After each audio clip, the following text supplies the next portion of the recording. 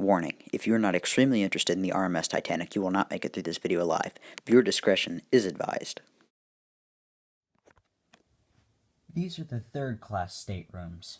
You had a bed, a bed, a bed, a bed, and then a toilet in the middle of the room, because that seems luxurious. These are the third-class dining rooms. Very close together. Many tables. This is just one of 30 third-class dining rooms. These, not very good conditions, very close together. And these are the second-class lounge areas. The third class did not have lounge areas, well, because they were in steerage. That Fightful Sunday. This is a painting of her taken from a ferry. That was, I mean, it was a picture, but then it's been put into color from the picture after she just left Queenstown, Ireland. This is the radio control room, where Morse code would be sent out in a series of beeps, which would consist of dots and dash. The Titanic code was CQD, and Morse code for SOS is ... dash dash dash ... This is an actual picture of the first-class smoking rooms. The men, because it was predominantly men that would go, they'd have a table, chairs, cigarettes, and that's about it. This has to be probably one of my favorite chapters in the book. It's when she hits. That is a picture from the 1997 James Cameron Titanic movie, and this is the scale. The iceberg went up to about the bridge, the top of the bridge, and the iceberg, it kind of, I think there's a good diagram. Let me try to find the iceberg. Yes, okay, so that's what was visible from the top, and that's what was below. The iceberg still exists today. They have a tracking beacon on it. They follow it around. The iceberg that sank the Titanic, it's still there. This is what would have happened. It would have buckled the plates, and it would have just allowed water to flow right in. That's what it would have looked like from the outside. It just ripped through. Now, Titanic had watertight bulkheads, which would have stopped water from going back if they went up past E-deck. They only went to E-deck, so whenever the water got to E-deck, it would just spill over, back and back and back. There was no stopping the water because they had pumps, but they were designed for, like, well, that type of leak right there.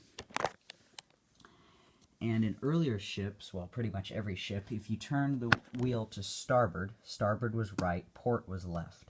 If you turn the wheel to starboard, the ship would veer off to the port. If you turn the wheel all the way to port, it would go to the starboard, which made absolutely no sense, but that's how it worked. So whenever they were coming up on the iceberg, let's just, okay, I don't know. Okay, rubber duck. I didn't have this plan, I just found that. This is the iceberg.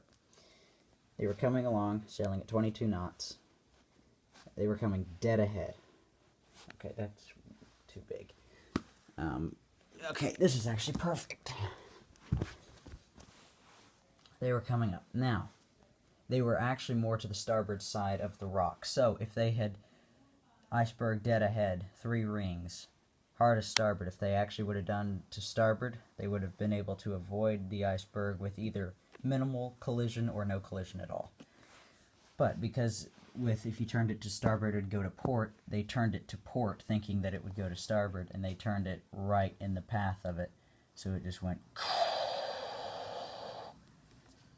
Another possibility that they could have done, which they could have just, because the forward bulkhead actually is not shown in this diagram because we now know it went all the way up to the top deck.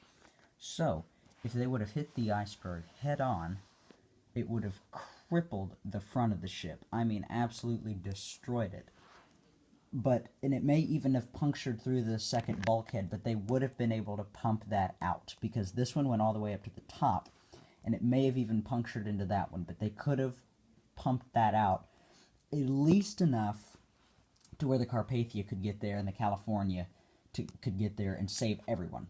It may have even been able to limp back to Newfoundland and just get the ship back. So this is one of my favorite diagrams of the ship because it just shows everything. Now, this is interesting. Of the fourth smokestack, all big liners had 4 smokestacks, but the Titanic only had 3 because it only had 3 big turbine rooms.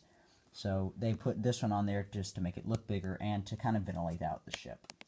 This is a picture of a man who swam to probably not the iceberg because they drifted 2 miles, but to an iceberg, and he just kind of sketched this little picture and he put it in his wallet, and he survived, and so then he painted this picture when they got back. You see the 3 smokes, and that one's not smoking because that one was fake.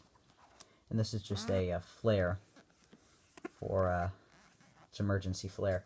Now there was a ship close by, but they didn't. Those were fireworks.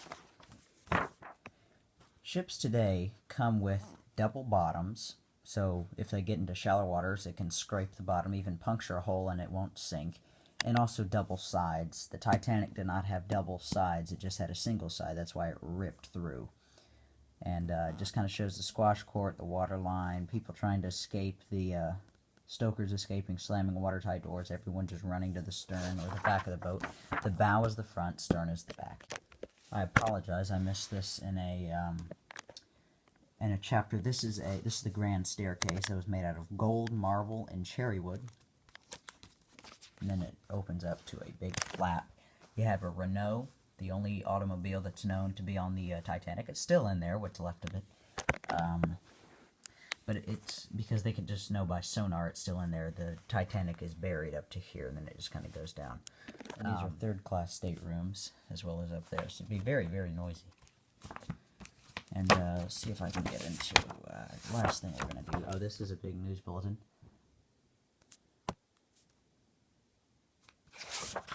I'll be right back.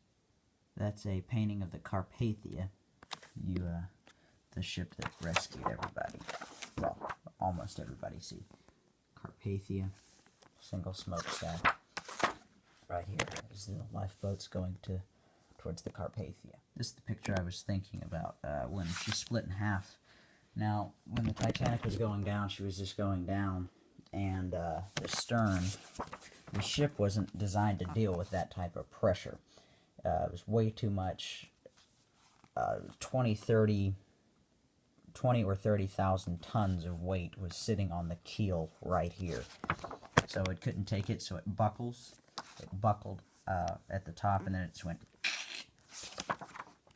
And the double bottom was hanging on. So as it was sinking, this is the bow. It was started just to pull down the stern, and then it was hanging on the double bottom, and then that broke off, and so then the stern was just kind of bobbing there, just for a couple of minutes, and then eventually went down, and it spiraled down, and it's in pieces because it hit the bottom, and it just started catching all this water, and it just started blowing it apart. So I think there's a picture in here. I'll show it to you.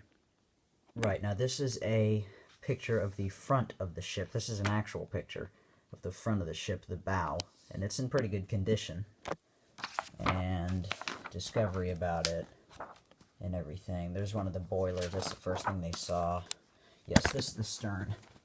It almost just looks like a piece of just rubble that fell off. You can tell the big engines that were in it. And those, see, you would stand up to about probably that first little lip there.